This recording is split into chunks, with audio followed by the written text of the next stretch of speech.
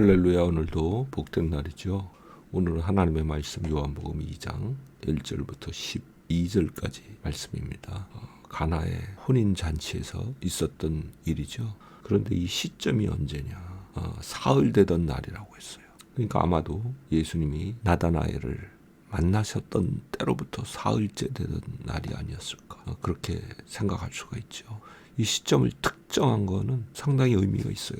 왜냐하면 다른 표적에는 그 시점을 특정하기가 어려운 그런 표적들이 많이 있었어요.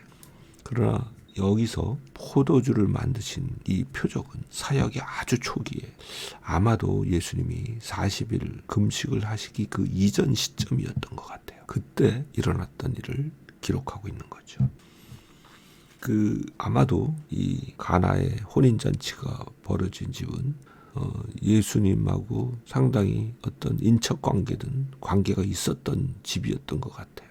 그 어머니가 거기서 일을 하시면서 그냥 뭐 남의 일 도와주듯이 한 것이었으면은 포도주 떨어진 거 가지고 이렇게 예수님에게 이야기할 일이 없었겠죠. 그런데 와서 예수님한테 포도주가 떨어졌다라고 이야기를 해요. 저는 이 포도주 만드신 표적을 읽을 때마다 항상 의문이 들었어요. 아니, 왜 하필이면 술을 만드시냐? 그렇지 않나요? 다른 좋은 것도 많은데 왜 하필이면 포도주를 만드시는 게 첫 번째 표적이었을까? 자, 그럼 왜 하필이면 포도주를 만드셨을까요? 자, 이 상황을 살펴보면요, 이 혼인잔치 집의 주인은 매우 곤란한 상황이었어요. 포도주가 떨어지는 건요, 이거는 나중에 소문이 정말 안 좋게 날 수 있는 상황이에요. 아니, 잔치하면서 포도주도 제대로 다 제공을 못해? 뭐 그따위로 잔치를 해? 상당히 곤란한 상황이었던 거죠. 그러니까 그 상황을 아는 예수님의 어머니가 예수님에게 와서 도움을 청했던 거예요. 그러니까 하나님의 영광, 하나님의 권능이 나타나는 것은 거의 모든 경우에 사람이 어떤 절박한 필요가 있을 때, 그리고 그 절박한 필요 속에서 기도할 때 나타나는 게 일반적이거든요. 여기도 그랬던 거예요. 근데 예수님이 어머니에게 뭐라고 이야기하세요? 여자여, 이거는 약간은 거리감을 둔 그런 호칭이긴 하지만 존칭이에요. 그 다음 얘기는 사실 꽤 쌀쌀맞은 그런 표현이에요. 나와 무슨 상관이 있나이까. 어서 많이 들어보지 않았나요? 구약 성경을 많이 읽은 분들은 이 표현이 말하자면 나는 그것과 아무 상관이 없고 아무 일도 안 해줄 거라는 거절의 의미라는 것을 쉽게 알 수가 있죠. 궁금한 분들은 관주에 표시된 사무엘하 16장 10절을 읽어보면 알 수가 있어요. 예수님이 그 어머니의 청을 받고 나서 거절하신 거죠. 그래서 거절의 이유를 이렇게 이야기를 하세요. 내 때가 아직 이르지 못하였습니다.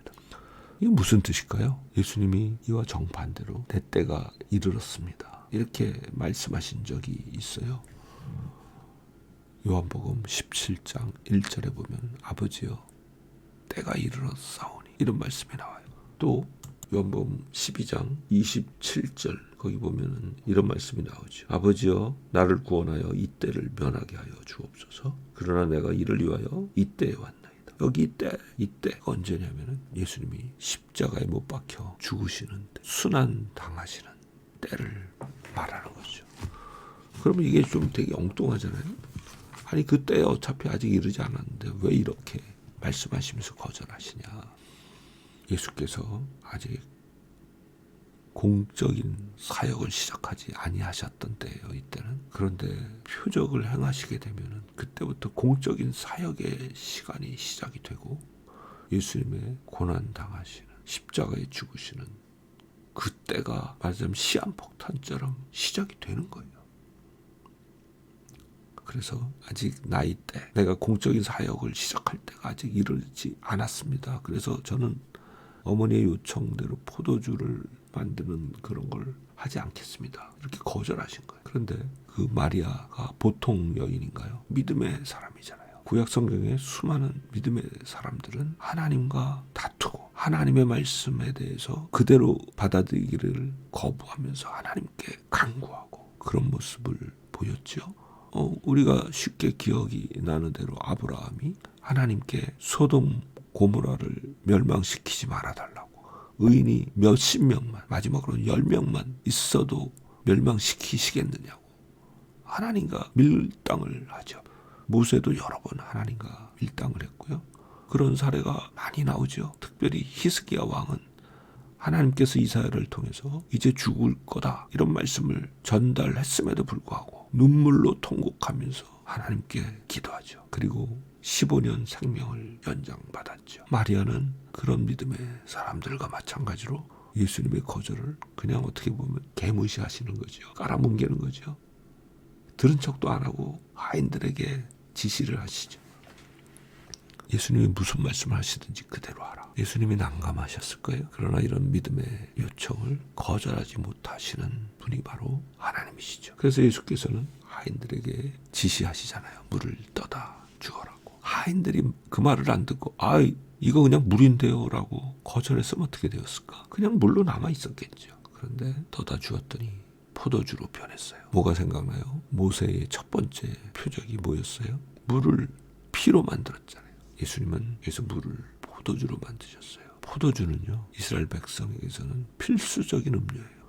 그 뜨거운 지방에서 물과 포도주는 너무나 중요한 음료고 특별히 기쁨을 상징하는 음료가 포도주예요. 잔치에는 포도주가 항상 있었어야 돼요. 예수님이 이 첫 번째 표적으로 어떻게 보면 억지로 이 표적을 행하신 것과 같은 상황이지만 결국 하나님의 큰 계획 속에서 예수님이 이 땅에서 이루시는 모든 일의 최종적인 결과는 잔치자리에 우리들을 초청하시는 그런 기쁨을 주시는 것이 결론이다. 이거를 우리에게 보여주시는 것으로 이해할 수가 있죠. 오늘도 우리 삶을 붙드시고 우리 삶에 물로 포도주를 만드시는 이적이 주님과 동행하는 우리 삶에 항상 넘쳐나기를. 그리고 우리가 위하여 기도하는 사람들, 우리가 위하여 기도하는 이 나라와 교회와 고통당하는 사람들이 그들도 예수를 믿고 주님께 돌이켜서 그들의 삶이 포도주처럼 기쁨으로 가득 차는 그런 복된 날이 되기를 오늘도 간절히 바랍니다.